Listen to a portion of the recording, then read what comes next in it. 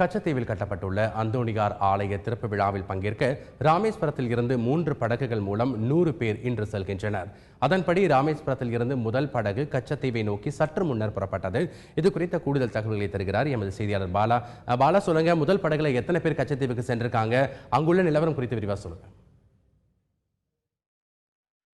கச்சத்தீவு புனித அந்தோணியார் ஆலயம் புதிதாக கட்டப்பட்டு இன்று சரியாக காலை 8:30 மணியிலிருந்து 11:30 மணி அளவில் திறக்கப்பட உள்ளது.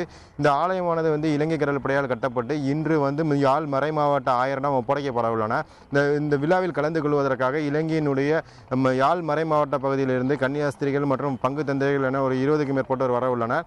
அதே போல இந்த திருவிழாவில் கலந்து கொள்வதற்காக இந்த கச்சத்தீவானது நெடுந்தீவு பங்குக்கு உட்பட்டதன் காரணமாக இந்த நெடுந்தீவு மக்கள் ஒரு 150 பேர் படகுகள் மூலம் தற்பொழுது கச்சத்தீவை நோக்கி பயணித்து வருகின்றனர்.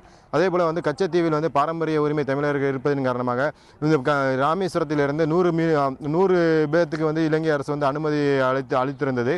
ஆனால் இன்று காலை சரியாக ஒரு 82 பேர், 3 பெண்கள் உட்பட ஒரு 82 பேர் இன்று காலை சரியாக 6:30 மணி அளவில் 3 படகுகளில் சென்றுள்ளனர். இவர்களுக்கு மேலும் அந்த கச்சத்தீவில் இறங்குவதற்காக ஒரு நாட்டு படகை உடன் அழைத்து சென்றுள்ளனர்.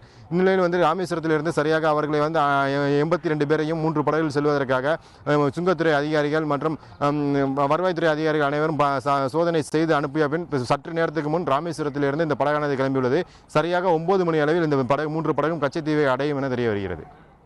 பாலா, கச்சத்தீவு செல்பவர்களுக்கு காவல்துறை சார்பில் ஏதாவது எச்சரிக்கை விடுக்கப்பட்டிருக்கா? ஏதாவது கட்டுப்பாடுகள் விதிக்கப்பட்டிருக்கா? கச்சத்தீவு திருவிழாவுக்கு செல்பவர்கள் பக்தர்களாகவே செல்ல வேண்டும் என்ற வியாபார நோக்கில் எந்த பொருள்களும் கொண்டு செல்லக்கூடாது என கடுமையாக விதிக்கப்பட்டுள்ளன. அதே போல தடை செய்யப்பட்ட பாலித்தீன் பொருட்கள் எடுத்து செல்லக்கூடாது என மாவட்ட நிர்வாகம் கடுமையான அவங்களுக்கு உத்தரவிடப்பட்டுள்ளன.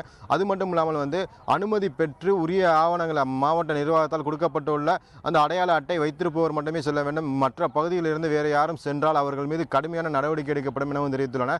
அது மட்டும் இல்லாமல் வருகின்ற 82 பக்தர்கள் என்று சென்றவர்கள் அனைவருமே உரிய ஆவணங்களை காமித்த பின் தான் சுங்கத்துறை அதிகாரிகள் மற்றும் வருவாய்த்துறை அதிகாரிகள் மற்றும் மரைன் போலீசார் சிஐடி மத்திய மாநில உளவு பிரிவு அதிகாரிகளுடைய கண்காணிப்புக்கு பிறகுதான் அவர் அனைவரும் படகுகளை ஏற்றி அனுப்பி வைக்கப்பட்டன.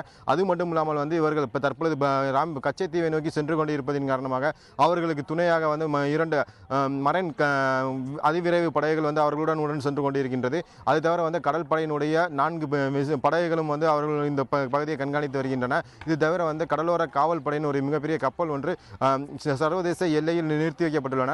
இவர்கள் அனைவரும் இன்று சரியாக 8:30 மணி அளவில் சர்வதேச எல்லையில் இலங்கை கடல் படையிடம் ஒப்படைக்கப்படுவார்கள் என தெரிய வருகின்றது. அது மட்டும் இல்லாமல் இவர்கள் எக்காரணத்தை கொண்டும் அங்கிருந்து எதுவும் பொருட்கள் எடுத்து வரக்கூடாது எனவும் மாவட்ட நிர்வாகத்தின் சார்பாகவும் காவல்துறை சார்பாகவும் எச்சரிக்கை விடுக்கப்பட்டுள்ளது.